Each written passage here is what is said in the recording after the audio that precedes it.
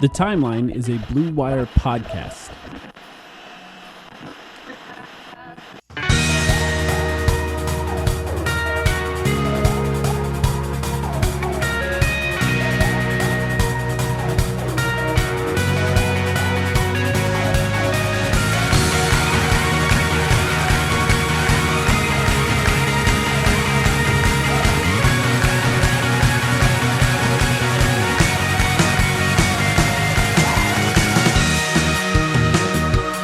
Welcome to the Timeline, a Phoenix Suns podcast, and welcome to Internal Development, a series of 5 podcasts covering the 5 most important young Suns players. My name is Mike. I'm here with Sam. Sam, how's it going?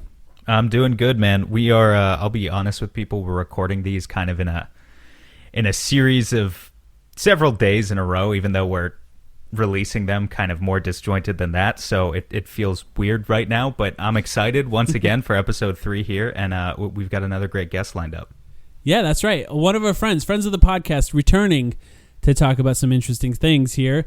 A editor and reporter for ArizonaSports.com, host of the Empire of the Suns podcast, friend of ours, Kellan Olson. Kellan, how are you doing? What's up? Doing well. I got to be at like double digits at this point, right, for appearances?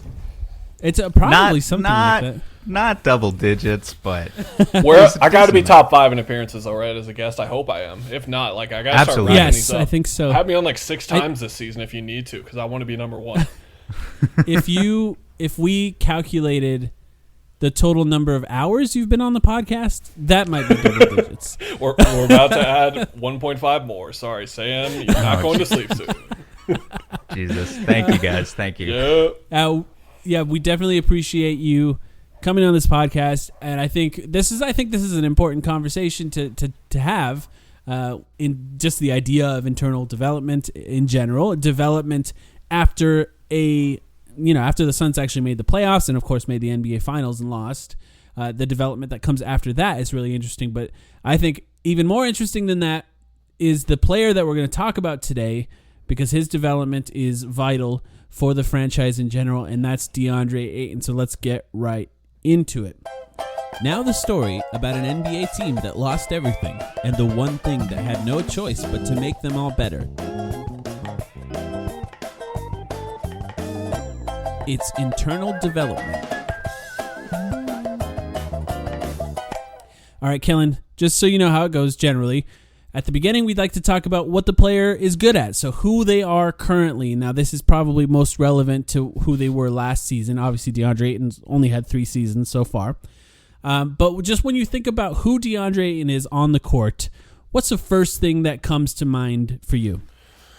Oh, that's a really interesting way of phrasing it. I would say just about for anyone, the same kind of thing is like physical presence, because I think that I always talk about the moment where a player goes from college to the pros and you see what translates right away. And the thing that became pretty clear for Deandre was that the defense reacts to him in a way where we saw it even in his rookie year, right? Where defenses were sending like 3 guys at him and we were like, you don't have to do that. They were still just flooding him when he wasn't really necessarily, I don't want to phrase it in this kind of way because it sounds like I'm taking a dig at the guy, but it was almost like he was unworthy of like getting triple teams or whatever, because he hadn't really proved himself as like a consistent offensive player at that point. But because he is so big and he moves so fast, defenses just react to him in a certain way on both ends of the court, and it's always just what comes to mind with him, and is always going to be near the highest end of like what his skills ultimately are in the league. And again, I'm not saying this in a way to look down on his skill, because he's an extremely talented guy on both ends of the court, but it really starts with the fact that you've got a 7'1" dude with however long his wingspan is, 7'6", 7'7", whatever it was, and just the way that he glides and moves up and down the court, and just like the way he moves physically is unlike just about any other guy in the league at an extremely athletic position in a really athletic league. Mm-hmm. Sam, what do you think?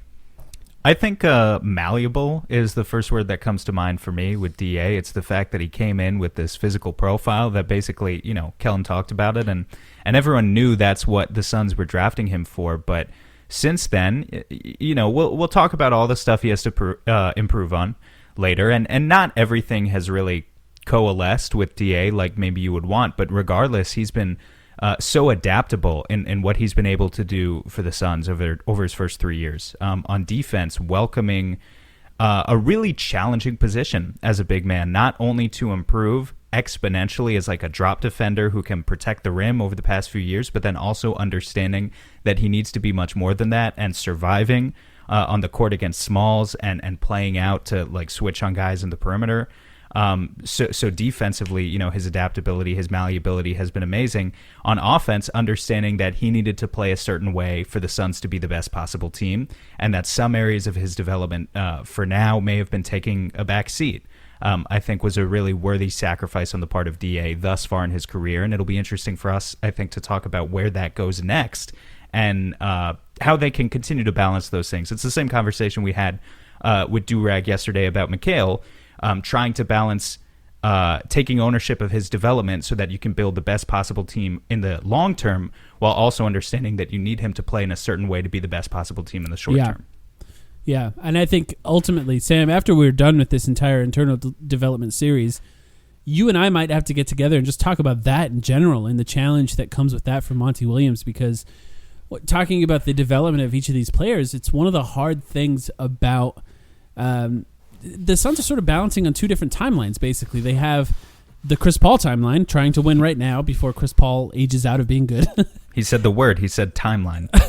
Take notes. Who could forget? And then, of course, there's the timeline of the young guys and just sort of developing a young team. And the Suns are trying to balance both of those things at once. And that's never it doesn't happen that often with a lot of teams, and that's difficult. But for Deandre Ayton specifically, what's interesting, I think, from my perspective is that the first thing I think of now is defense. I really do think of defense first, and that's not to say that he's not good at offense. I think there's, and we're going to talk about him soon, there's a bunch of statistics that show how good he is offensively, but it is kind of fascinating for who he was projected to be in the NBA, and I think this goes to your point about malleability or even coachability for DeAndre, and that one of the first things I think of is defense, because, and I think for the Suns particularly, the role he plays on defense is so vital and so important that it stands out even more because of what we need him to do. And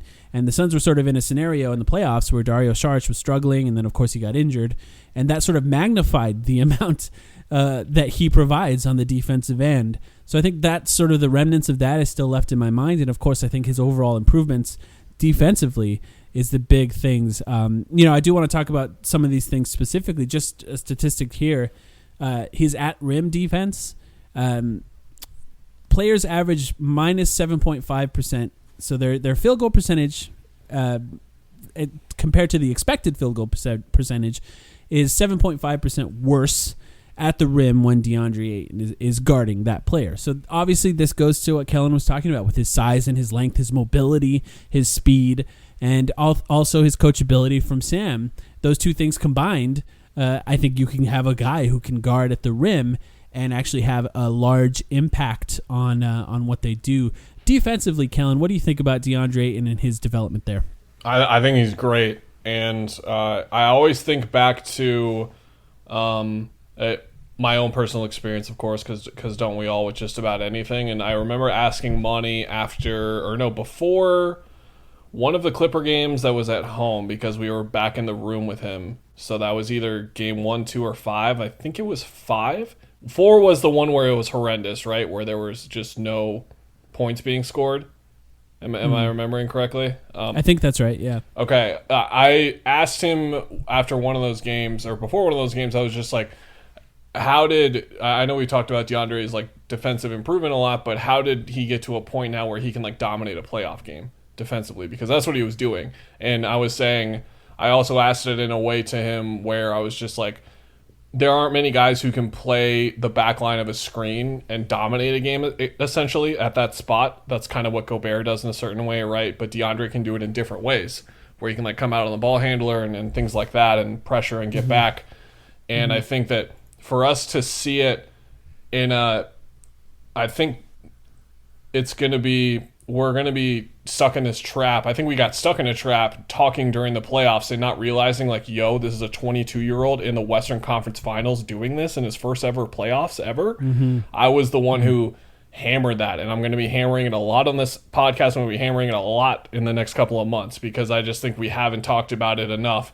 And for him to do it as consistently as he did defensively meant that he finally was getting it. And one of the funniest things that a player said, where he wasn't meaning to be funny, but it just kind of spoke to maybe what we weren't seeing from their perspective in terms of how they see the game. When Jay Crowder was asked, like, when did he think DeAndre was starting to get it, he said like mid-April, which was, he said at some point that was like 2 weeks. I looked it up, and it was 2 weeks before the season ended. That's when he thought DeAndre was actually starting to like really get everything that he was supposed to do. So from his perspective, at least, he saw his development happen really late in terms of when everything started to plug in.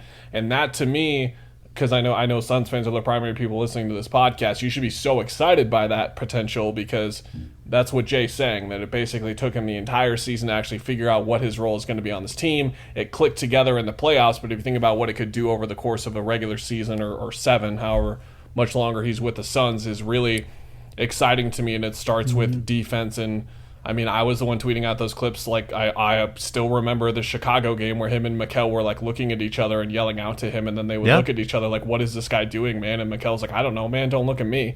And that was like Mikal's face that he had on, essentially. He didn't say it, of course, but we had those famous face now. Yeah, we had those types of moments last season. Wasn't Javon's face at him last season too, or was it 2 seasons ago? I think it was last season where Javon made the last meme. season. Yeah, it was last season. There were lots of those moments. Isn't that crazy that it Kellan. was last season and then that guy was that freaking amazing in the playoffs? I mean, it just speaks to how much better he got in a short amount of time. Like, let's remember, you know, this is why the Saric ACL tear hurts a little bit. I like the acquisition of McGee, but we all remember for the first couple months, like, even though the Suns were winning so many games, their defensive rating, and I know defensive rating is not an individual statistic, but I merely mean, like, when Ayton was on the floor, the Suns' defense didn't actually look that good, at least by the books, when you looked at the stats. And, like, when Dario was on the floor, I'm not saying Dario's a better defender than Ayton. He's not. He's but remember, definitely not. He's definitely not. But there was this period of time where it kind of defied statistics for a while. Like, you looked at the stats and it was like, oh, the Suns have a 90 defensive rating when Saric is on the floor over like hundreds of minutes. Like, it was ridiculous. It was Chris and Devin playing with him. There was this insane net rating jump when he would come off the floor and someone else would be in. It was just anyone else. It wasn't even Dario. It was weird. Yeah. It was weird. And I still haven't been able to explain exactly why that was. But the more important way that it relates to this conversation is just the fact, to echo, you know, what you said about Jay Crowder, that feels about right to me. That mid-April, you know, was, I mean, I think maybe it was closer to March, in my opinion, but was when Ayton really started to click with this defense. I also think it's interesting what you said, by the way, about just the playoff run in general. It really does feel like, with his age, that almost like the national media, actually, you know, for as much as Suns fans we criticize the national media and the narratives and whatever, it did kind of feel at times like the national people were doing a better job of appreciating and properly contextualizing what Ayton was doing in his first ever playoff run than actual Suns fans were. And I think that's because Suns fans carried into the playoffs, myself included, but all of us really as a community, all of this extra baggage about just our worries and anxieties about what he can be in the future, the looming contract extension, all this extra stuff, and not really always pausing to enjoy the moment. And just the player he was. I think about going into that Clippers series, a series where everyone was saying they just played Gobert off the floor. Oh no, like what if they do the same thing to Ayton? He goes into that series, he plays 38 minutes per game. He never is in foul trouble once, and he averages 18 and 14 over a 6-game series that the Suns win. There were just sustained moments of brilliance for Ayton in the playoffs that really vanquished a lot of doubt, I think, about his future. It was the most consistent he's ever played. Yeah. That's crazy. Yeah. And that, actually, you know what? Let me ask you, too. When you asked that question of Jay Crowder, did you ask defensively, or were you just asking when did it all click, offensive and defensive? I actually just pulled it up. He was initially asked, on that note, DeAndre was praising you as being a helpful voice through the season. What's been your feedback to him and how you've seen him grow? Blah, blah, blah, blah. And then the follow-up was, what was the turning point for you? Where did you think it clicked for him? And Jay said, I would say probably a month or two left in the regular season. He just started to talk more, started to be more demanding of what he needs out of us, because it was always the other way around. It was always us telling DA, we need you to do this, we need you to do this. Then he gets it. I need you to do this. I need you to do this. Yes, that's brilliant, and I think it goes right in line with the way Chris Paul has talked about this season. I know that I'm sure that you guys have consumed a lot of Chris Paul content. He was on the Gilbert Arenas podcast recently, and he talked about how at the beginning of the season he had to be on Deandre Ayton a lot. It was just he just kind of said it off to the side, and then went on with his conversation about show me someone willing to lose, and I'll show you a loser, that kind of thing. But he also talked about how when he holds people accountable, Chris Paul himself, he also expects that they hold him accountable, and then he'll own up to that. And we've heard stories about Chris Paul where somebody tells him about a mistake and he's still bringing it up an hour later and apologizing for making that mistake. And it's kind of interesting, that sort of impact that it had on Deandre Ayton. It took time, I think, for Deandre Ayton to get there. And the reason I ask defensively or offensively, because I think defensively it did start to click towards, I would say March is when I first was like, okay, he's starting to really get it, and there's not a lot of days off for Deandre Ayton around February, March. In the playoffs, though, and then towards the end of the season, I think he found like a really interesting timing on his cuts and on specifically his cuts and his rolls to the rim, that it just looked like they were a little bit more in sync than they were earlier in the season, and they found better ways to get him the ball. And I think that's one of the things that led to him averaging significantly more points in the playoffs than he did in the regular season. So I was curious if that was offensive and defensive. So that's really interesting. Offensively, just to talk about some things that he's good at, I think the first thing we have to talk about is the pick and roll, because that's kind of where he dominates. And I want to know from you guys if you agree with this. It seems like this was kind of the season where he figured screening out much better than before. And I know that this was something that when Chris Paul got to the Suns, he said, I'm going to work with Deandre on angles. He specifically talked about angles on the screens. And Chris Paul, nobody better in the NBA at driving his man into the screen. And I think Deandre Ayton and him figured out over time during this season the timing on those screens and the way to properly slow a guy down on those screens. Does that stand out to you too, Kellan, or was it just me? I think he figured out the right way to set a screen. I think he still needs to work on the consistency of it. There were moments during the Clippers series specifically where Reggie Jackson and Patrick Beverley were moving around them like they knew exactly where he was going to be and how to get around them. And there were stretches of games where I specifically noticed that they couldn't get dribble penetration because of how easily those guys were getting around the screen. Now, I just mentioned two guys who were very, very good in that regard. I think Reggie Jackson's kind of like underrated defensively. Hot take. I don't know. I thought he was pretty good in that series for the most part. Second best player, yeah. And then He was amazing in that series. Yeah. And then Patrick Beverley obviously it speaks for itself, hit him defensively. But with that in mind, I just thought there were certain moments where you could see. And again, guy in his first playoffs, he's playing 40 minutes a game. Some of his screens are going to be off. That's okay. That's fine. But I think it's the one of the parts of his games that I was actually going to bring up whenever we talk about improvement, because I think that if he becomes even more consistent as a screen setter, it's going to help the offense even more. I think that that's the way I would put it. He learned how to do it and the timing for it, but the matter of it just happening every single time like it should isn't quite there yet. And again, this is from a very naive, faraway perspective, where I am the person who has never played basketball at a competitive level before like that and doesn't understand how long it takes a center to perfect that part of their game. And you can tell that he's so much better at it compared to a year or two ago, but there's still a lot more progress left for him to go. What do you think, Sam?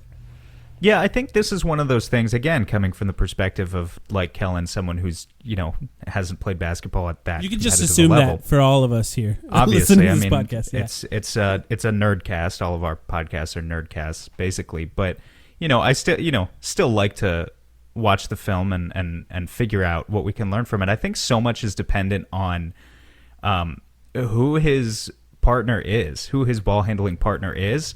And I think a lot of it comes down to building continuity over time. That's how you learn. One of the privileges that we got from DA this year is, if you rewind back to a year and a half ago with the 25-game suspension, Suns fans had the right to be mad at Ayton for that, because that was a legitimate fuck up. And I mean, it wasn't really excusable from my vantage point.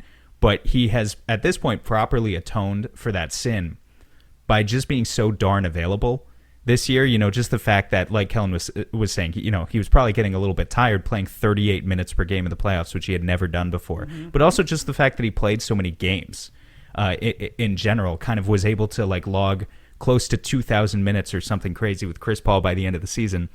And so they really figured it out by the end of the year. And I think what Chris is so good at is, snaking the pick and roll. We've talked about that a million times before. That's kind of the movement immediately after the screen. But also just coming off those, his mid-range shot is respected so much. It's like nothing I've ever seen. Like Booker's mid-range shot is respected too. But there's a certain thing about when Chris Paul comes off the screen at like a flat angle and kind of is able to attract two defenders with him and suck it in. And so then he's able to time that with Ayton just right. There was a certain chemistry there that, for instance, and I don't want to talk about this too much because we're going to do a whole episode on him too, but Cam Payne was never able to develop any sort of semblance of that type of thing with Ayton. And a lot of that was just about kind of the personnel that you're working with and where guys are capable of scoring on the court. So, I think the Chris Paul Ayton tandem came so far this season. And is at a point where it's really, really strong. I do agree with Kellan that, maybe it could be a little bit more consistent.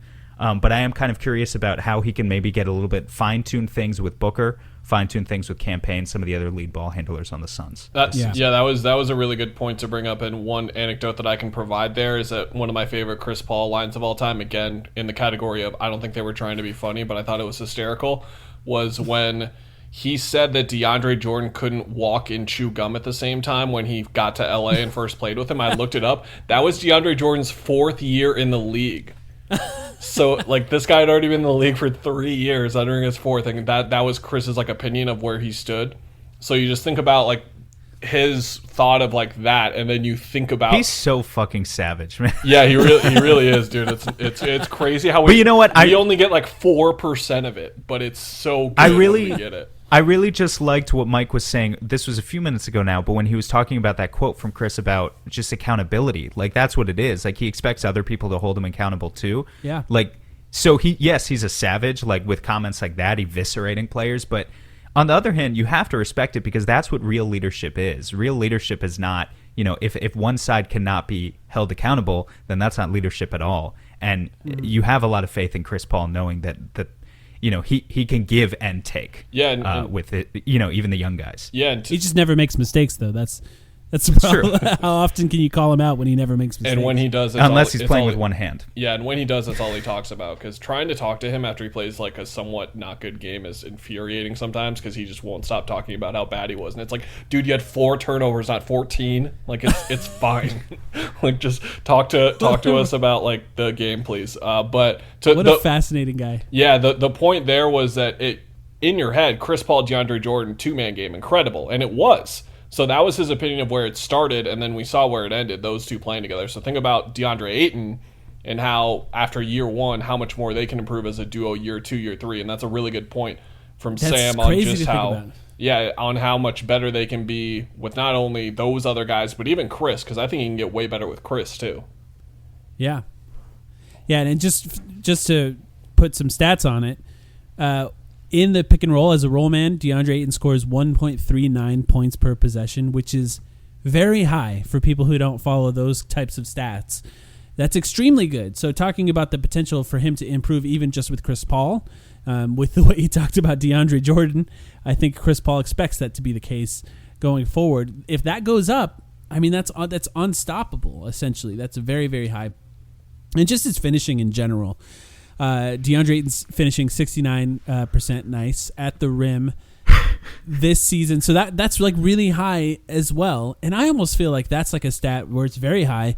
And I think Suns fans already are probably thinking he could do better. Like they're probably thinking about specific areas or scenarios during the season where he missed maybe some easy ones at the rim or I guess for a lot of people, it's a dunk conversation. Does he dunk enough? I guess where do you stand on that, Kellan? That's on the is it so Kellan, say that it's dumb. it's agree with me. It's ridiculously fucking dumb. They're all cursed to emphasize it. There we go. Okay. JaVale McGee just talked about the importance of dunking, and if you haven't watched thought that was kind of interesting. If you haven't watched Deandre Ayton enough by now and understood that like he just needs to get him, he is this freak athlete, but he doesn't have a great second jump kind of ability and quick twitch ability. Right. There are different ways that athletes are just super athletic, and he's super athletic in different unique ways, but we've seen he needs to settle himself or be on the move to like really explode on a guy and really get up there, or he'll like, and look, he's so big and so long that he's not going to like miss the dunk and like not be able to reach the rim,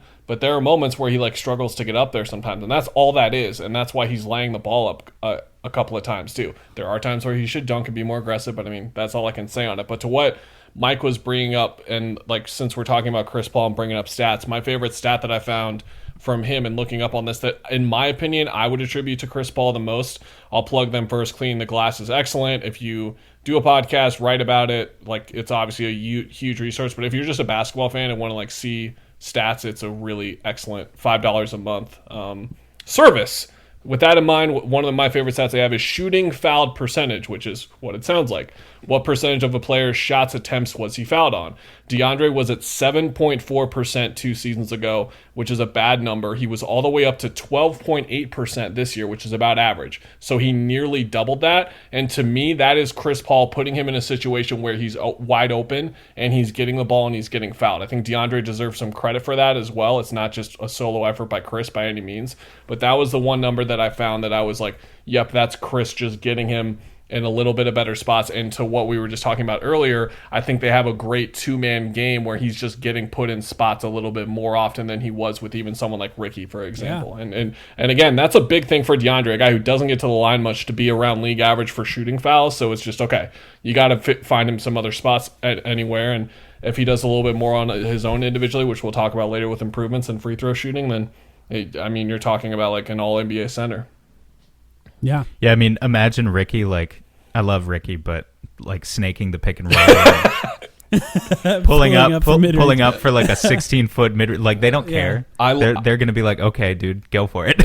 I love the term playmaker because Chris Paul is a playmaker. Ricky Rubio is a really, really good passer, but he is not that great of a playmaker. There's a huge difference. That's a really good point. I know exactly what you mean. It's you have to be more of a scoring threat to really make plays, because that's how you use your dribble against the defense. But it is fun. I mean, I am reminded of people asking me if Chris Paul, before Chris Paul was on the Suns, if he really does that much more than Ricky Rubio before he was traded here. And I was like, what? Yes, of course he does. But yeah, it's kind of interesting talking about that pick and roll thing, because I think that's an interesting thing for Deandre and how they use him going forward. Another thing I want to talk about too is his rebounding.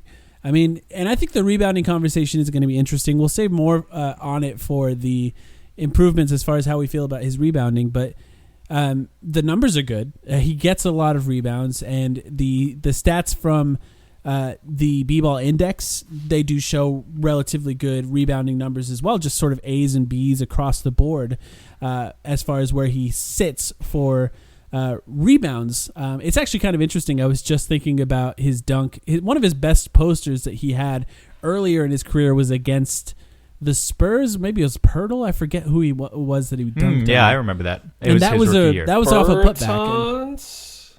Maybe Bertans. Might have been Bertans. Yes, that sounds right. Yeah. It was off a putback, off a rebound, and that was one of those ones where he just kind of had the time to gather it off the rebound and get up off 2 feet. Yeah, dude. And really put it down. But his rebounding, I mean, that's something that you have to talk about. It's good, and also it's like especially important for the Suns because the rest of the team is so bad at rebounding. So it's just one of those roles that he really fills for the team. Is there anything else that stands out to you that he's really good at that you'd like to talk about, Kellan? Yeah, anyone who knows, Mike had a little section of the outline here where it was interesting stats on what he is good at. So if you guys follow me on Twitter at all, you know that I love going on Basketball Reference and putting in certain filters and seeing where guys stand and how much is this happening, how much is this not happening, does that sound as crazy as it sounds? And I think, again, to go back to, it's funny that we're doing the internal development series, because I have been one of the loudest voices in terms of just preaching that I think this is the best team in the Western Conference next year because of how much better that these guys got at this age playing in these kinds of series. To provide context to that with statistics to back it up, I have 3 from Basketball Reference. One of them, all of them just include like production to go back to like what DeAndre is good at. We take his production for granted a lot. 15 points and 10 rebounds a game at the age of 22 or younger in the playoffs when you've started at least 10 games. So we're eliminating the guys who did it in 4 or 5 games and were eliminated, right? Like they played in at least 2 or 3 series. Deandre Ayton, Bam Adebayo last year, Jason Tatum 2 years ago as well with Bam. Wow. Really? Wow. Yeah. He averaged, let me see what it was, 10.0 on the dot exactly on rebounds. 26 a game. Surprising. Shot 58% on, or 56 How on many, true shooting. 26 and 10? Is that what he 26 averaged? dude. Jason Tatum. Dear How many God. people? Yeah. Kellan, Dear how many God. How many people are on this list total? There are 8 total. Okay, Shaq for sure. Yep. Okay, I'll give you the years. I don't wanna guess the rest. 85, 86. Is that Hakeem? He played Was for he- the Suns and won MVP, so we can keep this moving. It was not Steve Nash. Oh. It was Charles Charles Barkley Barkley. with Philly. Yeah. Tim Duncan, Yeah. 98, 99. And then the other Phoenix Sun on this list, of course, Amari Stoudemire, 04, 05, Of course. when he averaged Wow, yeah. 30 God, he was so and good. 11. Oh, He was so good. People forget. and that's at a slower pace than today's I don't want to game. be like people forget Amari was a bucket because like that's was. that's a meme. dude. But True. like he put 40 on prime Tim Duncan's head, And people do as a forget. 22-year-old, and people do forget that. People do forget. Yeah, people forget that he was dueling with Kevin Garnett consistently, who's one of the greatest players of all time, let alone like one of the greatest bigs of all time. He was dueling with Duncan and Garnett, not like getting the better of them some nights. Like, no, he was like straight up like some nights he was better than them consistently. Like, and then the other guy was better than him, but not by that much. And then in that series, I'm number one like soapbox the sign meme guy with the who wears the shades on Instagram and holds up the signs. I'm Amari guy for sure. Okay, so If the Suns win, sorry, real quick, No, if go the ahead. Suns win the 07 finals as they should have, does Amari go down in history? I guess it still depends on like if the same injuries happen in this timeline as like, you know, when he joins the Knicks and whatever. But like if does he join the same tier basically as like KG and Dirk, who also both only had 1 ring? so are we, Like I think that would have changed so Yeah, much about that's the true. way that people view Amari in hindsight. I tweeted when he retired or whatever that he's a top 5 center of all time if his knees stayed. And I back Yeah. up that sentiment 100%. Fully understanding how good the 5 centers are that are up there. Like I say it. I say it. I ain't scared. All right, so that's the first one. Just 8 guys ever. 15 and 10, playing in at least 10 playoff games. So his efficiency, again, in terms of production efficiency, we don't talk about his efficiency enough. You guys will love this little nugget on who's first, but in terms of 10 field goal attempts per game, again, going to the guys who started in at least 10 games, I'm eliminating age now. He is 4th all time in terms of a true shooting percentage. So, again, you're taking at least 10 shots a game. You're starting in at least 10 playoff games for a playoff run. Number 1 was a player this year on the Philadelphia 76ers. Do you guys remember who it was? Or last year, I should say. No. Rather.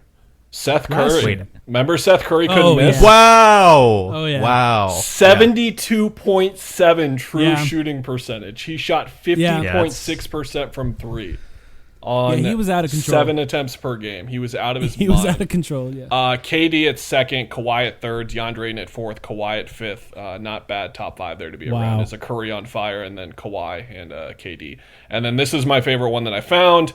If you are looking at players 22 or younger in a playoffs and you sort it by the amount of rebounds that they got, DeAndre Ayton is number 1. He's at 260 from that run. Shaq is 2nd with 250. Some guys named Bill Russell and Moses Malone are 3rd and 4th with 244. And then Moses drops all the way to 203. Now that's aided again like they were back in the day and there weren't as many rebounds. But I mean, Bam Adebayo from that run we just talked about, he had 196. DeAndre nearly had 80 more than him or 70 more than him on that run. 260.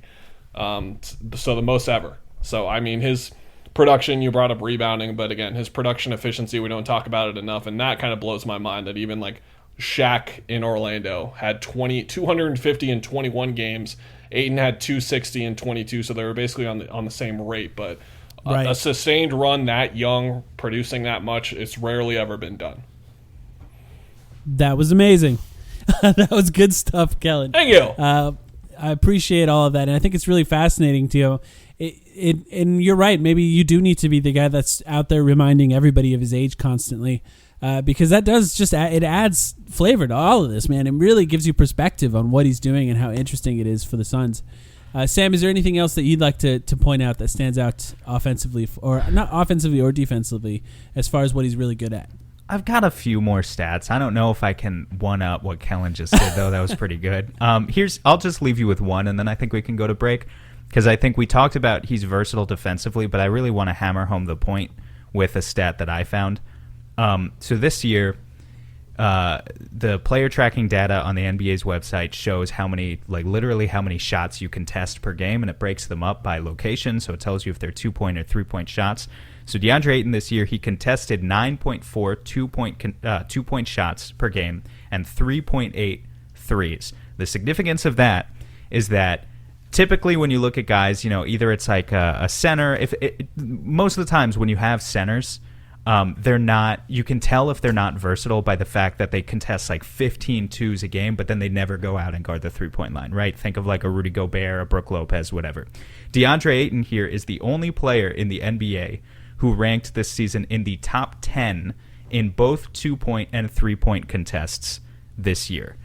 There is a good case for him as being among the most versatile when you look at it from that perspective of, which is to say he came out on the perimeter quite frequently compared to other bigs, contested their threes, and also protect the rim at an above average rate on the inside. So I just wanted to demonstrate there.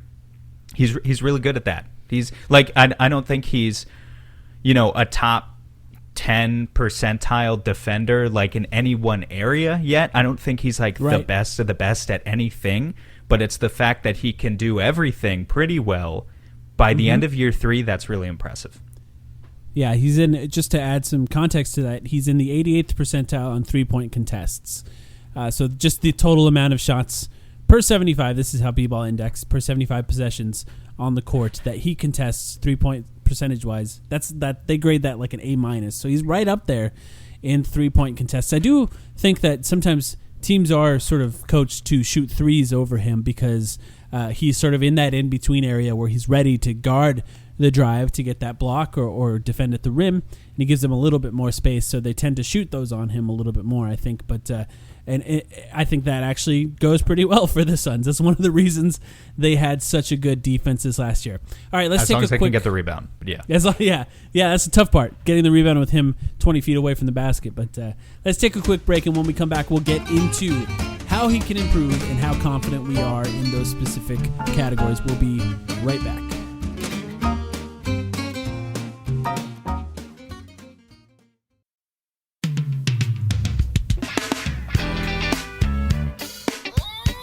All right, we're back. All right, now we're going to talk about, in detail, the little tiny things that Deandre Ayton can get better at. I think it's an interesting place to end the conversation on what he's good at. Basically saying he's good at a lot of things. Like, he's really good at a lot of different things. And that's what makes him a fascinating player. And I think, Sam, you kind of hit the nail on the head there talking about how there's no one thing that you can point at that he really, really, really excels at, like best in the league at. I think he could probably get there defensively and as a pick and roll player, but he's not quite there yet. And but because he's so good at so many of those categories, it adds up to be a really great player. Now, as far as what he can get better at, just to remind everybody, I think for this specific episode, this tends to be a little nitpicky because it has to be. Try not to take it too personally with this specific What? Are you kidding me? No one will ever do that. Come on now. Well, I mean, we've already done 2 episodes that are out there about Mikal Bridges and about Devin Booker. We got very nitpicky with both of those. And we got no hate. So we'll see. This is a measurement. I mean, all of it. I hate him. If you are an alumnus, of the University of Arizona, you can shut us off now. I am, so I can say it for them. Just listen to the first half again. Yeah. All right. I'll put you on the spot, Mr. Arizona.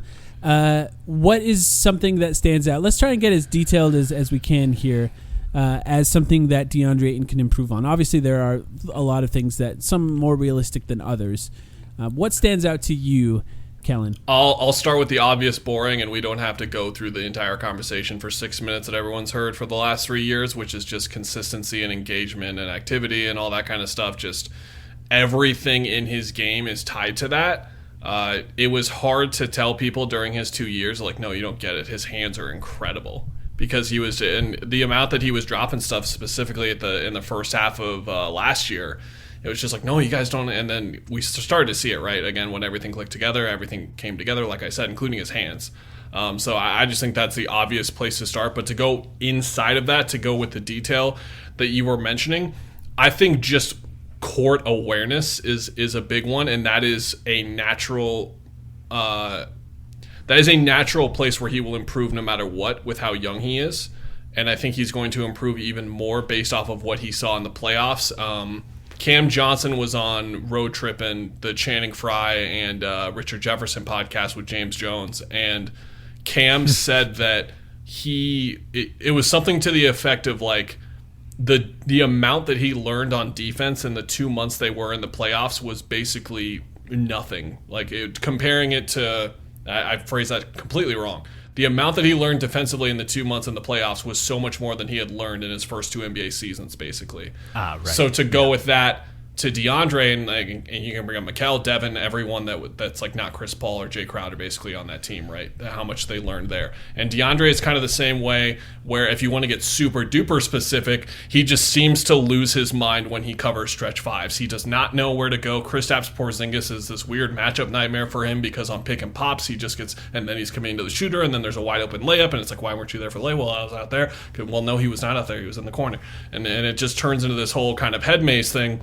where it's floor awareness specifically for me. And then I offensively, obviously it's the same kind of thing, right? Where it's like, okay, you need to get a step faster in there because the hole was there. And it's not that he just needs to have his motor consistently there. It's like, no, you need to see the hole is there and really turn it on to see that hole. And I think that just comes, again, naturally with time, and is not something that I expected him to be even good at in his first 2 or 3 seasons. And I think he's been better than I certainly expected in that regard. But that is like an obvious fill in the blank where he can get legitimately 30 to 40% better overall as a player if his floor awareness improves just a little bit, because that's how much it matters for not only younger players but young bigs, and why we always heard Alex Len's coach talk about how long it takes for young bigs to develop, right? Like floor awareness is probably the biggest one for them. Just to add to that, Mikal Bridges was on Duncan Robinson's podcast in June. Did you listen to that one, Kellan? Did you catch that one? I think I know the part you're going to bring up. Yeah, go ahead. I heard it. Because he specifically just kind of flatly said that Ayton came into the league without a good work ethic. And okay. He has developed a good work ethic sort of in his time in the NBA.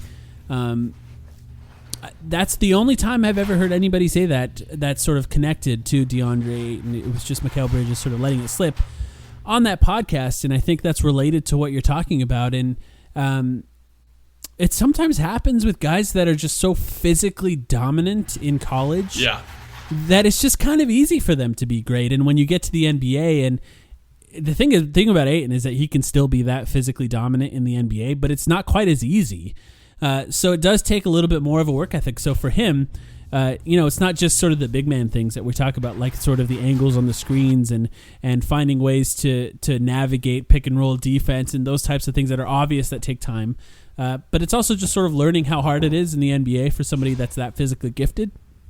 And it took a little time, and I think he's getting a little better at that. But I think it's still the case. And, something that I was happy to see is that he seemed to be more engaged for the majority of the playoff run than he was in the regular season. But that's still one of the main things that, you want there to be a higher baseline for every single game than there has been so far in his career.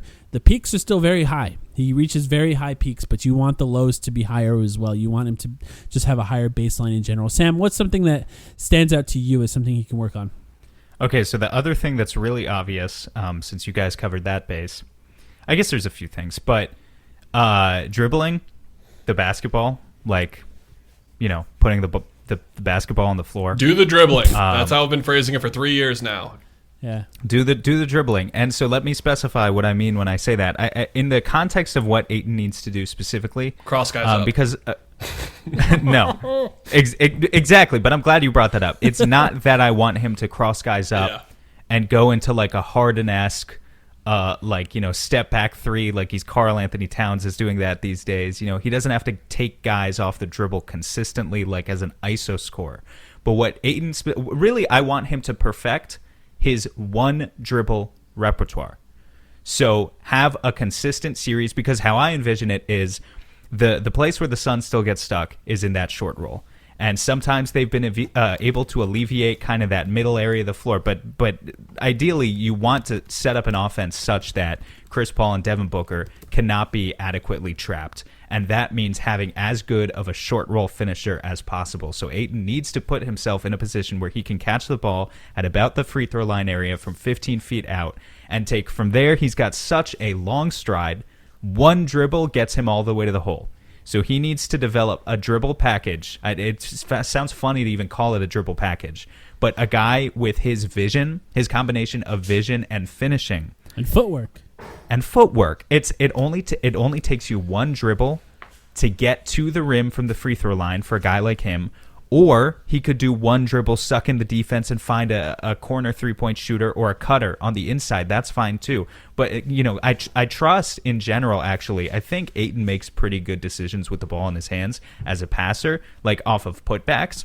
But the reason his assist totals aren't that high is because generally he's never putting him in a position where he's sucking in defense, and because you need to dribble in order to do that.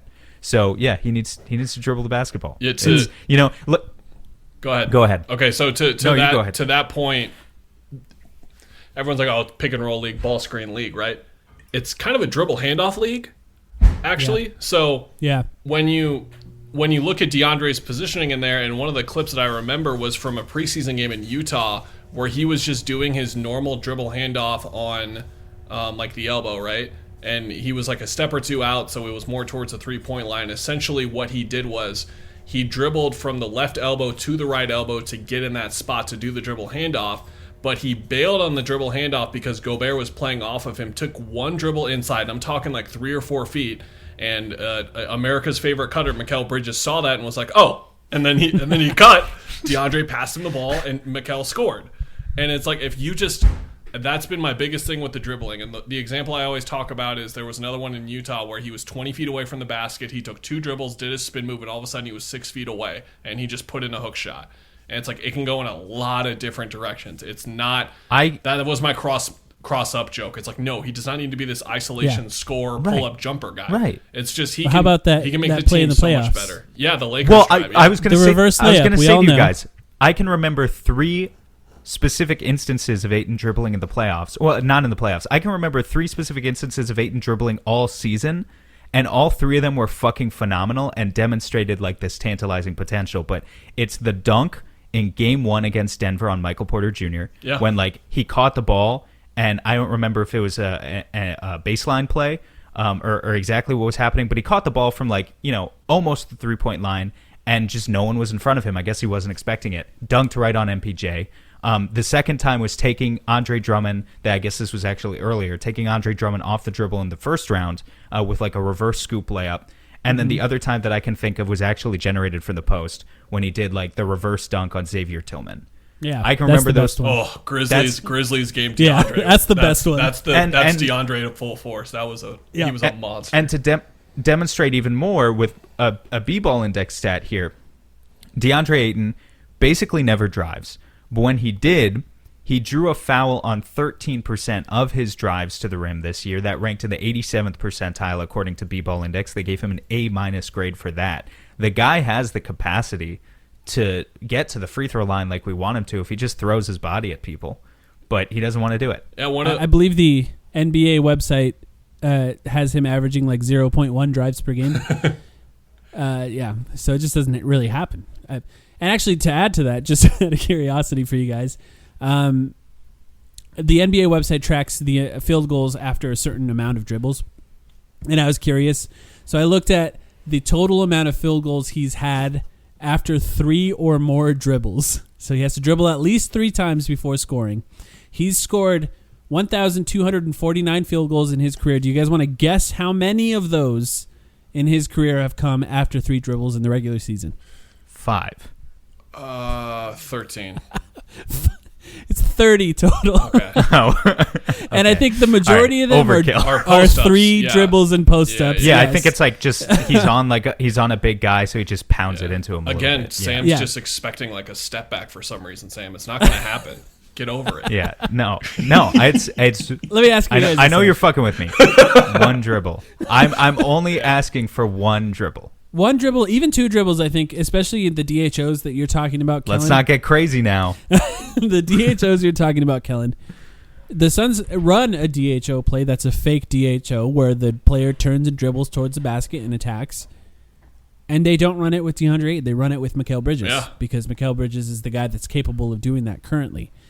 That play, to run that play with Mikal Bridges would be even better. Why? Because his speed advantage over the guys that guard him is probably larger than Mikal Bridges by a significant margin.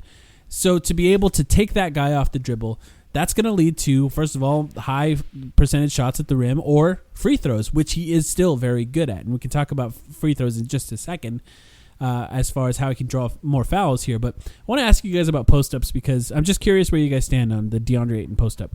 I just mentioned it as a roll man, he's scoring 1.39 points per possession in the rolls. On post-ups in the 2021 season, not good, right? 0.94 points per possessions. So, I mean, you can argue that that's not terrible, right? It's not like it's not a terrible number, but the difference between those numbers is so massive. For a post-up, that's not terrible, but it's not good. It's like very average for a post-up. Post-ups are just like, why do you guys think post-ups are going away? It's because when the math nerds like laid it all out on spreadsheets and looked at it like this, it became very quickly obvious that other than like raw isolation plays of just trying to break someone down one-on-one, post-ups are basically the least efficient play type in the NBA. So where do we stand on that then with Deandre Ayton? Like, is it important to his game to get better at post-ups, or do we view that at this point as something that even good, it's still nowhere near as good as what a pick and roll can be for him. And on this specific team, obviously it's helped and aided by Chris Paul, and maybe Chris Paul isn't around forever. Kellan, we'll start with you on that one. How do you view the post-ups for Deandre Ayton? So this is one of my numbers that I looked up, and I'm going to bounce it back to you guys and ask you the same question, but with more information essentially. So last year he shot 44.1% from the field on field goal attempts that were registered as post-ups by NBA.com's tracking data from Second Spectrum, which we know can be a little bit wonky at times. It's an excellent resource, of course, but like you don't know which is being tracked sometimes and which isn't. It gets tough. Like we're measuring guys' speed and all that stuff. It gets kind of weird. But with that in mind, 44.1%, which was the 4th worst among that group. But the guy in first was DeAndre Drummond at 54%, which isn't really sky high by any means. Wait. Yeah. First was who? Did I say DeAndre? Andre Drummond. Did you say Andre Drummond? Okay, I definitely said DeAndre Drummond. Yeah, but DeAndre. you fried. I was following. Honestly, I'm sorry. It's late here. You fried my brain for a second because I was like, "Who the fuck is DeAndre Jordan?" You were thinking. I was thinking of DeAndre Jordan. No, you're keep fine. going, Kellan. So I looked up all the guys who took at least 2 attempts per game. By the way, in that group, and he was 4th worst. But again, there was only a 10% difference really. The interesting thing in his rookie year, so he dropped from 52.3% in his rookie year on post-ups to 44%. By the way, number 1 in that group, post-ups 2 a game percentage, Kevin Durant, 61.1%. Yeah, guy's good. Where's it's okay if you don't know. Where's Joel? He's like the only guy I think of in the NBA at this point where it's like feed the offense through his post-ups. So Embiid was at 48.9% 3 years ago.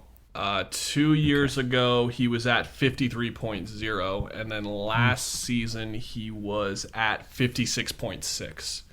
And last season, though, he did change his game to do a lot more face-ups from the high post than the traditional post-up. Right.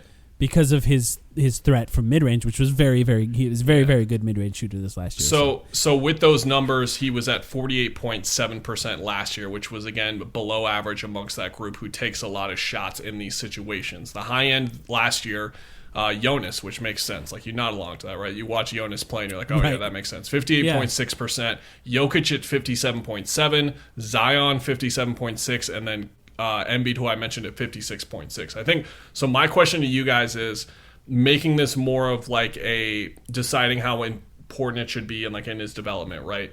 Do you think it's worth it for him to get back into that mid to high 50s in terms of it mattering that much? Because again, we're talking about at the end of the day 3 or 4 shots per game that he's taking. Now, it's an individual source of offense that he can create from, but I just wonder in terms of his development how much it's actually worth it in the grand scheme of things from an efficiency standpoint as well. Because again, it's not like if I would have told you Embiid shooting 70% on post-ups, I don't think you would have hesitated. But it's actually not a super crazy number by any means. It's only 55%. Yeah.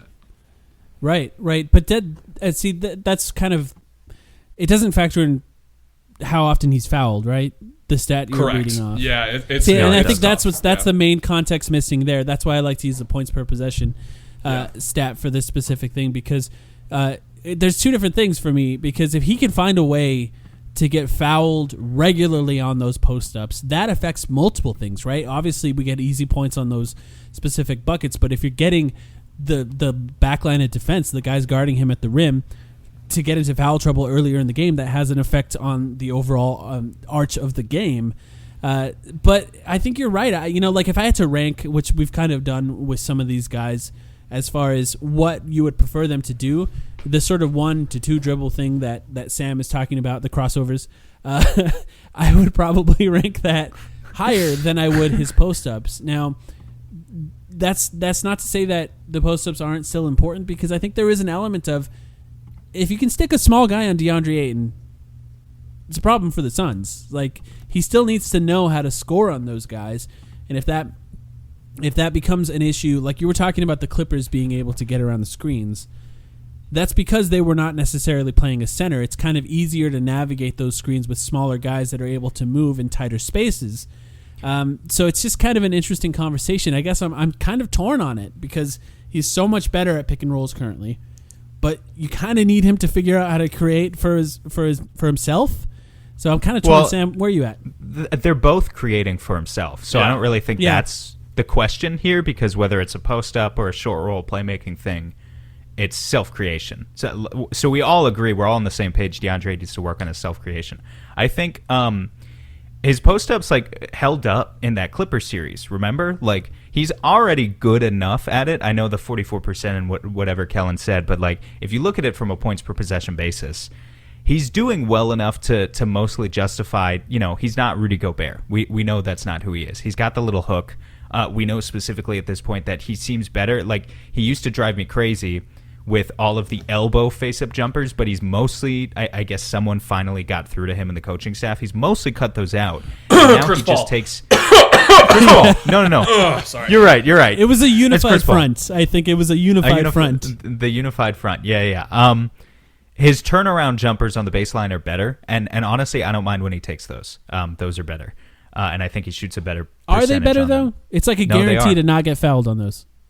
You're right. It is a guarantee to not get fouled on those. But I think guys still need to have moves in their bag. What you're talking about is, we risk treading too closely towards true Morey ball, which is right. On paper, this very enlightened theory, but then you get down to a play breaks down, there's 7 seconds left on the shot clock, and guys need to go to just whatever they have in their bags to score one-on-one. And if you eliminate everyone's ability to do that, then you're fucked. So Ayton, a turnaround face-up jumper that Ayton can hit 50% of the time is something that, or even 45, is something I'm okay with.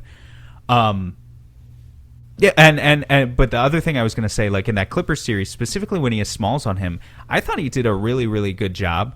And maybe this is a little bit different, but I would still count it as a post-up, sealing off guys and posting up in transition. Yeah. And then just getting down there early in the first 7 or 8 seconds of the shot clock, and then just putting a little move on them before the defense is set. Yep. We know he's quite good at that. I think we would have brought that up if we had this conversation last offseason, right? And he got better at that. Yeah. Well, because the motor, it's part of the motor conversation. I think, because you got to run. I guess the overarching point is he definitely can improve, but we're starting at a baseline of relatively good to where I don't think, for me personally, this isn't a major consideration of something that needs huge fixing for next year. Well, let me just throw us another stat to here.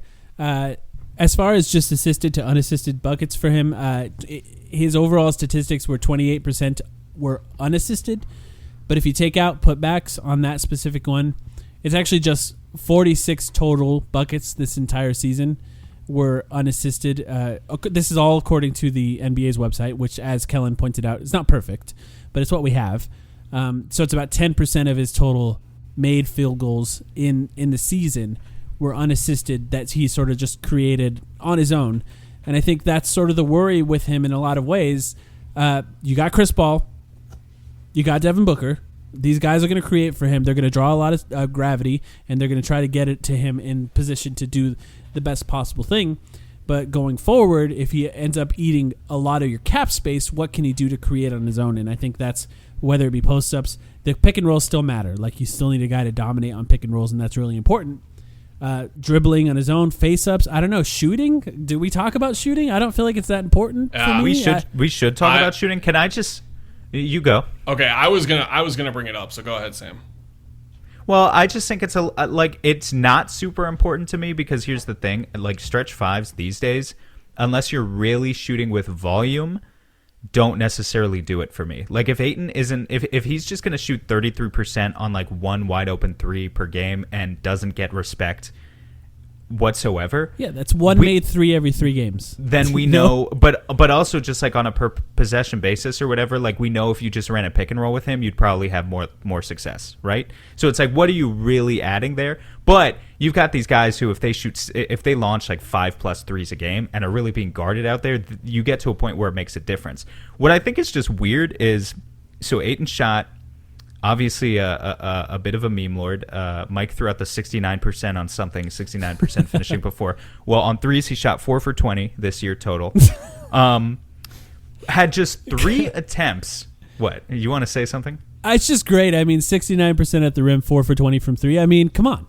It's the reason I'm on this episode, everyone. Catering to the 13-year-old audience that we have here. And me, yeah. And me. And Mike, who's very much one in Thanks, spirit. Kellan. Thanks, Kellan. He had just 3 attempts in 34 games after the All-Star break, right? Like, do you guys remember there was a point in this season where it felt like he was shooting basically 1 a game? Yeah. And then they just gave up. They were like, yeah, you're not going to do that anymore. Well, did you give up too at that time? I mean, I kind of did. I never... If by that you mean never expecting it to go in when I see it leave his hands, then yeah, I guess. It was like, basically every time I had the same thought. I'm glad you're trying, but we both know this isn't going to work. Yeah. Kellan, where are you at with that? So the reason that I was going to bring it up was, I'm going to try and say this in a way that makes sense, but that's like delving deep into my head, which nothing is going to make sense in there, so we'll see how I do. But if you look at the way that you would have outlined his value as a number 1 overall pick and these attributes, pros, cons, all that kind of stuff, right? His shooting upside was one of them, right? It was one of them where you looked at it and said, like, he could eventually be a stretch 5. Remember, he shot 35 Absolutely. or 36% from 3 at U of Yeah. A. Wasn't that bad? Yeah. The way that I would phrase it, and this is not me ruling out his shooting upside at all, but I would say, to me, the thing that I didn't see in that evaluation from my own is that I think he can make up that value being a guy that averages 3 assists per game, to go back to what we were talking about 5 or 6 minutes ago. And I am not 100% sure that he has the ability to, but I'm extremely curious to. And the reason why I phrased it that way is because he is awesome at reading the defense when he's doubled or just with his back to the basket. If he catches it from 14 feet out and he's in those little pockets of space, he knows where everyone is. He's just awesome at it. And I wonder how much of that translates to the dribble situations, because the play I mentioned in Utah with Bridges cutting, again, none of you guys hesitated and said, like, yeah, Deandre can make that pass. Like, he can make that pass. Some of you are like, oh, wow, surprised Deandre can do that kind of thing. It's like when he makes that pass, you're not surprised because we know that he can see the floor as a passer. I'm interested to see if it can translate to those types of situations, because he was at 1.4 per game last year, which wasn't that great, but there aren't many centers that do it. I looked up on NBA.com just centers who averaged 25 minutes a game last year at least, and sorted them by assists. There were only 9 or 10 guys who averaged at least 3 assists per game.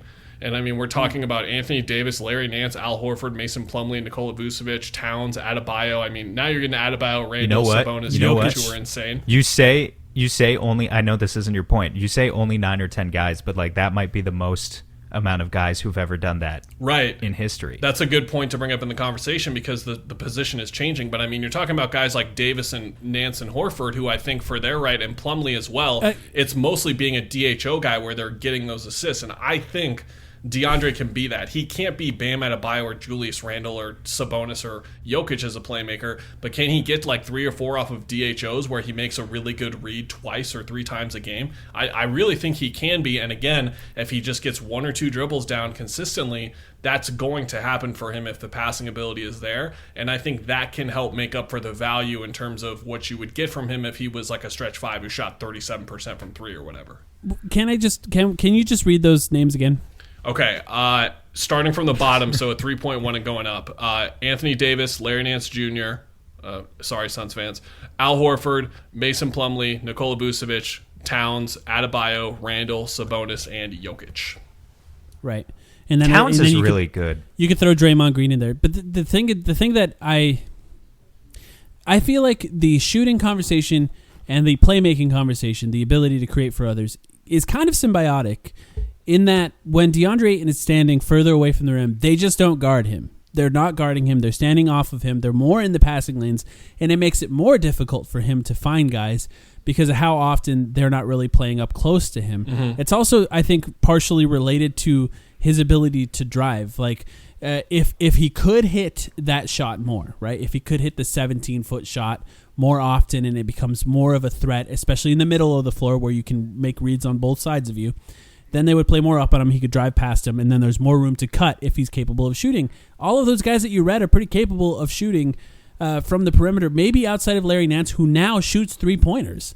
Like, and I just wonder, for me, if it's possible for him to develop in that way as a playmaker without having gravity from anywhere except close to the rim. He's shown us the kick out on dives enough, right? I'm trying to think in my head. He has. We haven't seen it consistently enough, but I think that he's shown it to a point where I could believe it being a part of his game in the next year or two, where he does it 3 or 4 times a game. You said it perfectly already. He reads the floor well. Who does that on that list, though? Like, most of those guys are doing it from the perimeter, right? Well, I think that's like where Plumlee a lot of those guys are... A lot of those guys are like high post initiators, and that's where he's not guarded. Yeah, I guess is my point. No, I think Plumlee is the outlier I'm looking at. I guess he's he's probably the guy that does it on the move the most. Yeah, it's hard for me to envision that. To your point, Sam, I'm looking at 3-point attempts per game. The only guy that's taking under 2.5 a game, it's Plumlee at 0.1, and then Adebayo, who again like playmaker at 0.1. So most of those guys are taking threes. And he's the one that has the mid-range pull-up game now. That's actually like pretty efficient. He does. Cat, by the way, 4.5 a game. He might be the most underrated player in the league. He's phenomenal. That's what I was about to say. I was about to say earlier. Cat. I mean, it's not relevant to the conversation, but just because he's Booker underrated. Boy, it's he's kind Booker's of relevant. Boy. We're biased. We're just biased. Yeah. Typical Suns fans. I don't know. Biased, yeah. Just I feel the need. I feel the need to is, defend the valor of players who are on bad teams. De'Aaron Fox is another one right now. Yeah. I Anyway. guess my point is when we're shifting over to the conversation as far as confidence on their ability to improve at specific things, I don't buy the passing as much as you there, Kellan. I don't see it as much because of the type of gravity that he has. I think that if he's doubled, I think you're right. I think he's done a really good job at that, and I think he does find shooters in those scenarios relatively well, or at least makes the easy enough pass so that they could move it again to shooters. But you're basically saying why double him? Yeah, I wonder if his gravity is. There's too many things that have to go better for him to make playmaking as a major part of his game the way it is for somebody like Bam Adebayo. And just to sort of add to that, the B-Ball Index has let me find it here, the passing quality, and I believe he's at the 26th percentile. This is a stat, by the way. Mikal Bridges was at 96th percentile in the NBA as far as like. Just they sort of rate the value of the passes that they're making. And let's see, passing creation quality, 26th percentile. So very low for DeAndre Ayton right now currently. That's not fair to just use that. We're watching the games like we know that he's capable of making some nice passes. I'm just not sure that the places that he's guarded currently are conducive to that. unless he's capable of adding something else offensively to make himself more of a threat, I guess. This is just my maybe I'm wrong. No, it's just my never-ending quest subconsciously to make sure the Suns aren't an absolute disaster whenever a point guard isn't on the floor. So I'm just trying to find ways for that to happen miraculously somehow. And if DeAndre, like, this just it's a way where he can become a source of offense for sure. Yeah. Yeah, and I guess Plumlee is the guy that if we're going to model it after one of those guys, that's the guy that you can kind of look at the types of That's what I came into this getting. podcast wanting to do, say DeAndre needs to be more just like for Mason passing. Plumlee. No, I Just agree. for passing. I agree, though. Wait, Kellan, say that again without us interrupting. Say it again. I came into this gonna use podcast saying I need DeAndre Ayton to be way more like Mason Plumlee. Okay. Oh, is that going to Mike, be the thing cut at the that. beginning? That's gonna be the trailer. We'll put it on Twitter. Yeah. That'll be the bumper. Thank you. Perfect. No, you're welcome. Miles too. yeah. You could take some stuff from Miles. Is there something else? Let me look at my notes. Is there something Marshall? else? No. Can I ask you No guys one. this? No one takes anything from Marshall. How dare you? I'm going to bring this up, and I know some people are going to be happy, some people are going to be mad. Box outs. DeAndre Ayton plays quite a bit of minutes as a big man in the NBA. Do you want to guess where he ranks in total box outs in the NBA? That tracking hates him. I know that he boxed Last. out probably more, but he's got to be either Last. or He has like never second. boxed out anyone. Yeah. If you're talking about starting centers, it would be last. It's 48th in the Wow. NBA. Yeah. Wow. 48th in the NBA in box outs. That's just the engagement thing, man. Like, isn't that what Kellan was talking about at the beginning of this segment? Well, you know what? He just doesn't Or box is it out. something else? Well, I don't know. To bring back up something me and Mike talked about earlier, and you thought I thought you were gonna bring up a certain point about the Mikal Bridges Duncan Robinson conversation, and it was not the point that I was gonna bring up, which was that Mikal said and made this point, and Duncan was like nodding his head in agreement. I was like, bro, 100%. They said like every rebound is basically a war. Like there's just no rules on rebounds, and again, like Giannis, Bucks fans were sure to point out, everyone remembers on Twitter, like Giannis having like the claws on his arms and everything. And I think that's maybe where you can hopefully look at DeAndre experiencing that in the postseason and seeing how much his physicality helps him on the glass, and maybe he'll be better at that next year. Are there numbers there for the postseason? Maybe did it go up in the postseason? Let me check. I'll check on that. Go ahead and talk. I'll try to find. Well, no, it. I'm sure it did to some point, because if you just watch them, he said that, and then I just thought back and was like, and that's one of those things where we were watching games live and people were complaining about a foul on a rebound, and I was just gonna say, like, you can call a foul on any rebound in the playoffs because it's just madness down there. They are just What a hypocritical league we all follow, where they're talking about. I mean, it's just the truth. Every rebound is a war, but then like you lay a fraction of a finger on a shooter and it's 3 free throws automatically. I'm sure it would lead to league. wear and tear, and I think it would take away the allure of playoff basketball. But you do wonder what the league would look like if we had the playoff whistle all season. How different it would be. Yeah, it's a different standard that they hold it to in there for sure. And even then, it gets tough, as people will understand something we didn't bring up, which was that DeAndre was pretty much had the best effort any human being or non-human being could have possibly had defending Giannis, and was still fouling him all the time, because it's just a mystery on that front. But yeah, that was bizarre. As far as these things that we've talked about, and I'm sure there are other things, like slipping screens is one other thing that just randomly, but I part of me believes that Chris Paul doesn't like when people slip screens that yes, much. 100%. So he slipped screens less. I do think that there are times that the Suns could utilize him as more of a slip screener. Just to add some context to that, 88% of the time he rolls. Very, very rarely slips. It's 11%, and then never really pops. 1% of the time he pops. So, slipping screens, I think, against certain kinds of defense, specifically traps or switches, I think he could find ways to slip. But like I said, it's more of a strategy thing than on him. As far as the things that we've mentioned, what are you the most confident that he could get better at next season? I feel like we really focused on offense, maybe a little bit on rebounding, but Kellan, where do you rank your confidence level on these types of things? Yeah, I spoiled it in mine already in terms of floor awareness and saying that he will get better there, so I think that's undoubtedly going to happen. It's just a matter of, okay, does he get 5% better or 30% better next year? I think it's going to be more towards 30, and could be even higher, just based on how much the playoffs helped him and helped all those guys. The assist thing and like the conversation we had there, that was more of me just getting into hypotheticals for sure. I'm not very confident in that happening, but I think that it's something that he is capable of and could be a big part of his game. I think that his touch on jumpers and specifically from 3-point range is going to get better once he figures out all the other stuff, and he's already been figuring out a lot of it already, and I think it's just it's a natural talent that he has, the touch that he has with the basketball, and it showed on the jumpers, but I think he had so much to learn in 3 years that it hampered the progression that he should have been making there. So I do feel fairly confident that he is at least going to be one of the 4 to 5 best mid-range shooters among centers like in the league. Like I feel like that is going to come for him at some point. Now, is it going to extend a 3-point range? That's where I get like a little less confident because the shot has kind of been all over the place. People overanalyzing the videos that I post of him shooting 2 hours before the game and stuff. I've certainly haven't seen like a level of consistency there. I've seen more in the past year than I did in the last 3, but I'm not sure if it's going to get there. I would say defensively is the place that I am the most confident in terms of his improvement. I believe this is a guy that is not only going to get votes for Defensive Player of the Year, but is going to be in a real race for one. Like we are going to be talking about, from a Suns perspective, he should win Defensive Player of the Year. Now we know with Devin and Mikel and everyone else, that is a lot easier said than done for them to get there.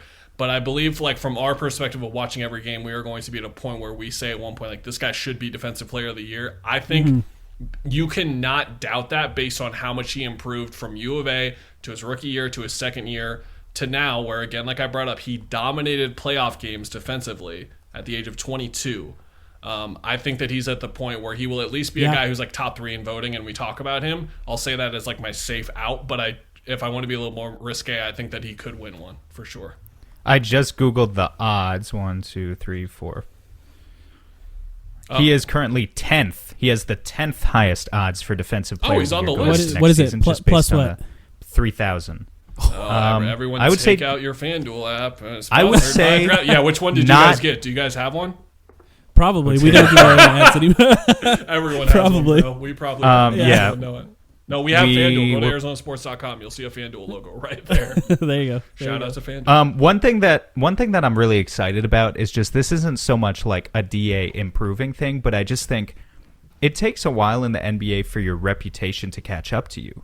And I think that's something the Suns are finally going to benefit from to what you're talking about, Kellan, with the defense this season. Are you talking about rim deterrence by any chance? Yes. Let me say it. All right, go ahead. My stat. No, I was going to say it too, so I'm glad you are. So I've talked about rim deterrence in the past. For those who don't remember, it's this stat that I think is actually super important that the B-Ball Index tracks, which measures, because there's this false equivalence in the NBA that if you block a lot of shots, you must be a really good rim protector. Hassan Whiteside, and Hassan Whiteside's the perfect example. That's not always the case because sometimes you're a bad defender, and because you're a bad defender, offenses want to challenge you as much as possible. But if you have long arms, if they challenge you enough times, you still get your hand on enough balls, and that adds up to a volume of blocks without actually being a good defender. So what rim deterrence does is it tracks the frequency of which an offense is attacking you and consistently trying to exploit you because you are the center protecting the rim. So are you being attacked more or less than league average? That's what it is. In Deandre Ayton's rookie season, as we know, he really, really struggled, and his rim deterrence was awful. It was in the 3rd percentile. Offenses were attacking him close to 10% more often underneath the basket than they would a typical center because he was basically toast, and pretty much everyone knew that. It was on their scouting reports that this was a guy you had to attack.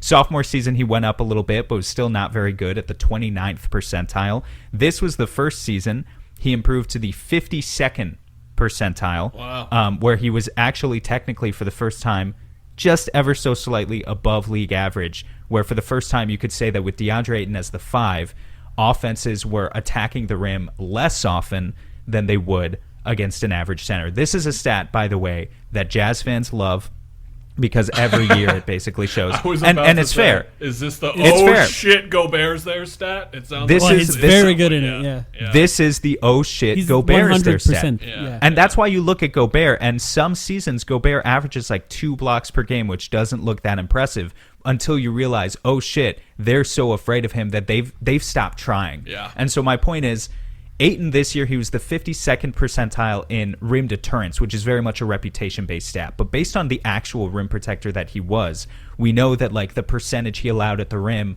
and all those sorts of numbers were closer to like 85th percentile.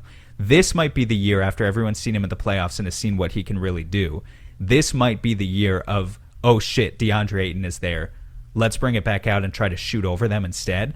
And I'm really excited to see that in action and see if that hypothesis comes true. Because if it does, it's just going to make the Suns' defense that much better. Mm-hmm. And it's going to be the first time in DA's career where we really get to see the team profiting off of that reputation. Yeah, maybe to the whole point of where I think that's going to be something we talk about a lot, and it's a really smart point, right, Sam, with the stage that they got and how much it helped their exposure. Yeah. A lot of the country just saw him square up Anthony Davis, Nikola Jokic, and Giannis. So I think that like his defensive reputation more than anything. Nick Batum. Yeah, and Nick Batum. Who could forget Nick Batum? Let's not talk about the game that Zubac sat out. But other than that, it was great. I'm just kidding. But yeah, the entire, I think the NBA base that was watching him now knows that he's, and probably thinks of him as a defender first, maybe arguably because of how. Yeah. Like, if you weren't expecting that going into it, you're like, oh my god, like he's Anthony, like Nikola Jokic can't get going against him, the MVP. So I could see that momentum building for him for sure, Sam. That's a very good point. Yeah, and just to add more context to that, the B-Ball Index has like quite a few categories of interior defense. The rim deterrence is the only stat for DeAndre Ayton that he's not either an A or a B+. Yeah, in this specific grade.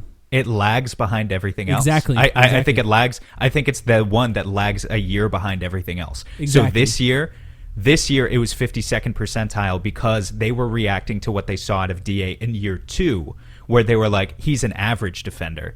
And so we'll treat him like he's an average defender, when actually he was quite good. This next year they're going to treat him like he's quite good, and maybe he's actually elite. I don't know. But regardless of what it is, it's one of those stats that it always just lags behind guys. Yep. And I think this conversation about Ayton just adds on to what we've been saying on a lot of these podcasts.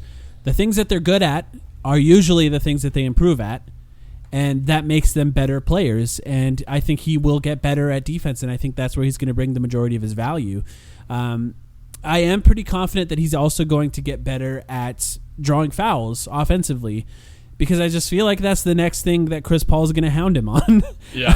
and I feel like that makes a big difference, because if you have somebody in your ear on the court with you, going to battle with you, just reminding you to do the specific things that allow you to get fouled, I think that's going to make a big difference for him. And that means either that one dribble attack on the pick and roll where he catches it a little further away, which I think he did better in the playoffs than the regular season, right? Another lesson learned there. Or even on post-ups, instead of fading away, maybe spinning towards the defense and then forcing them out of position in order to foul him closer to the rim. So those are the two things that I think he's sort of guaranteed to improve at.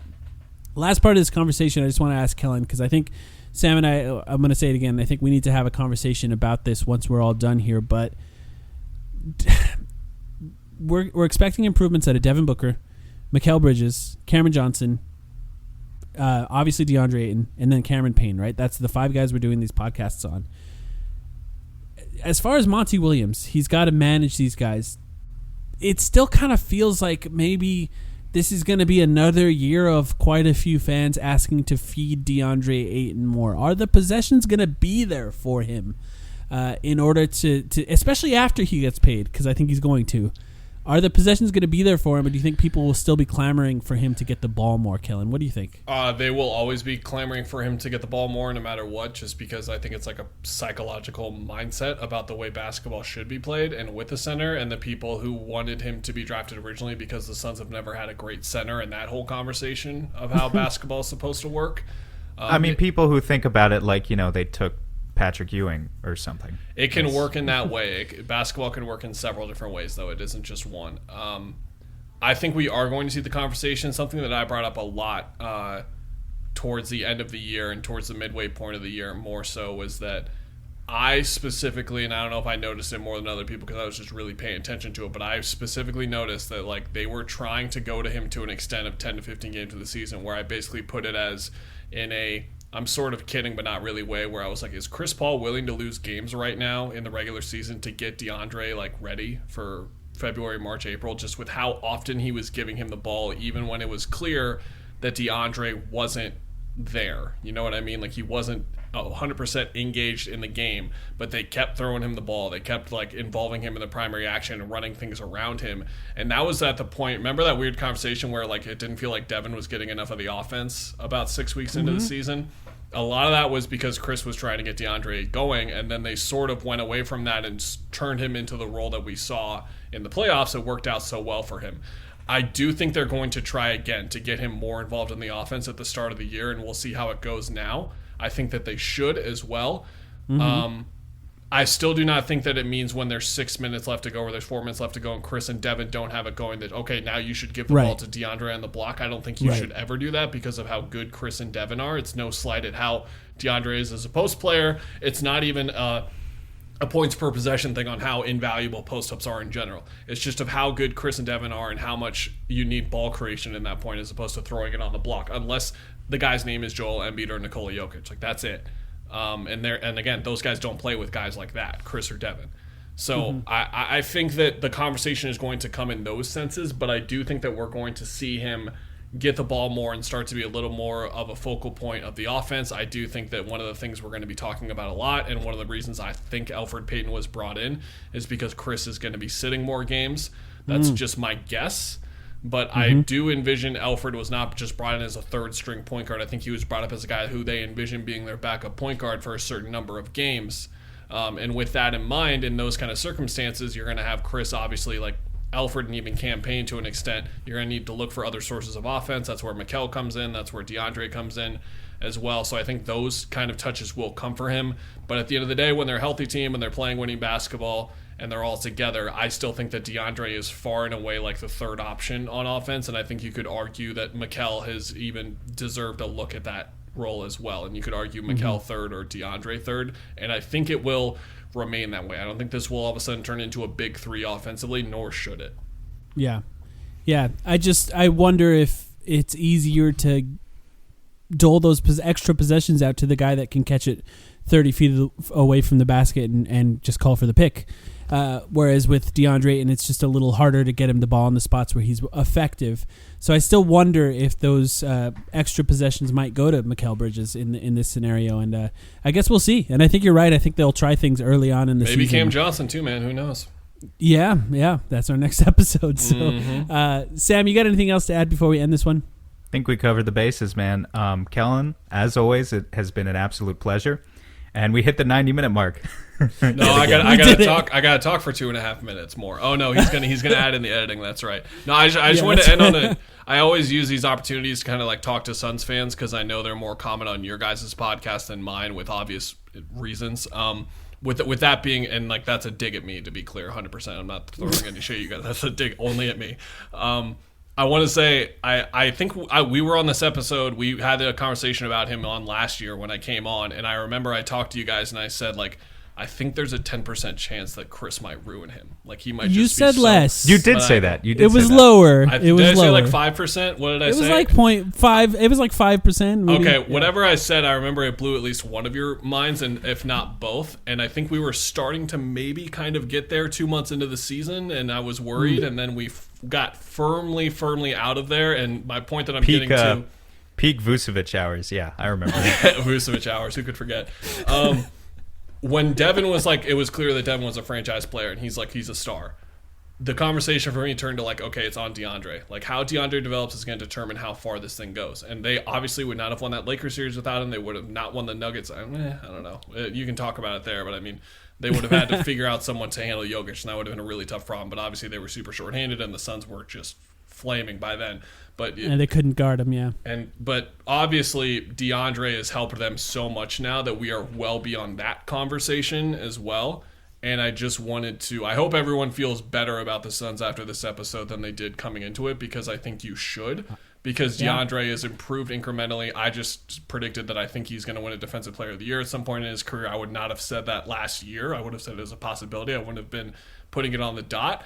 And I think that, again, like, I'm going to pick them to make the finals this year. I'm going to say it right now. I'm going to pick them to make the finals this year because I think, and I know like how many teams make it twice. I'm just ignoring it twice in a row. I'm ignoring that part, but I just think that DeAndre is going to be so much better, and he was already to the point where he's just so great. And Devin, Cam, Mikal, same kind of thing. But yeah, I said it. I'm going to, and it has a lot to do with his improvement. Also, just no one in the West has done anything sufficiently intimidating. Yeah, I tweeted it after the Russ. I tweeted it after the Russ trade for a reason. I was like, "Oh, that's the Lakers move." Okay, all right, all right. Yeah, it's the Russ trade was like the only chess move that happened, and yeah, I mean, like, okay. You don't like Cody Zeller to the Trailblazers? I actually love Cody Zeller and Larry Nance to the Trailblazers, but they just don't have enough. Like, they needed way more than that. Yeah. What about Frank Ntilikina to the Mavericks? That's not. It's not a game changer for you? No, it's not a game changer. Not a game changer. I do like the Mavericks. I put Denver up there. To get in trouble with Mike, you tweeted at me and we're just like asking, and then I like just jokingly gave you a non-answer to mess with you.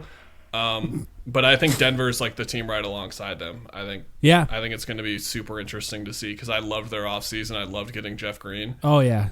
Who was the other body they added? It was Jeff Green and someone else. They brought back JaMychal Green. Who was I can't remember. I can't remember. Completely blanking. Oh my god. It's health though. Their issue right now is health. Yeah, exactly. But once Jamal comes back, and if they can find that gear, because they just paid Aaron Gordon a whole lot of money based off 12 games, basically. So we'll see. But I'd be. They're the team I worry about more than anyone. I liked Rudy Gay to the Jazz. But, if that's one of the top 5 most memorable moves to me out of the entire conference, then it was a quiet offseason. I predict a Jazz meltdown this year. I think that's going to happen, but we'll save that for later. Okay. Kellan Olson, thank you so much for joining us. I think everyone that listened to this podcast already follows you, but if you don't, at Kellan Olson on Twitter. Read everything he writes at arizonasports.com. Check out the Empire of the Suns podcast. Is there anything else that you'd like to plug, Kellan? No, man. Just if you've been wondering where stuff is, I took a mental break. I think everyone understood it. It's nice to when people say that and they thank me as a recognition of them understanding how hard I've been working. But we're gonna be right back on the bike, man, near the end of September on Media Day and get going as always. So we're coming. This was fun though, guys. I told you this. This is the longest I've spent not talking about the Suns in a pretty long time. So I enjoyed myself. Okay, Sam, you can go to bed now. It's nearly midnight. I'll stop talking, Sam. I'm sorry. Yeah, we appreciate you, Kellan. Yep, thanks, guys. On the next Internal Development. Hello, Suns fans. I hope you take a minute to listen to an important message that I want to share with you. First and foremost, the Phoenix Suns are leaving Phoenix. I'm 100% committed and have been for the last 4 years. I am 100% all in leaving Phoenix. Plus, Johnson, he throws it down, and a blocking foul called on Tucker. Cameron Johnson soars and scores. All that and more on the next Internal Development.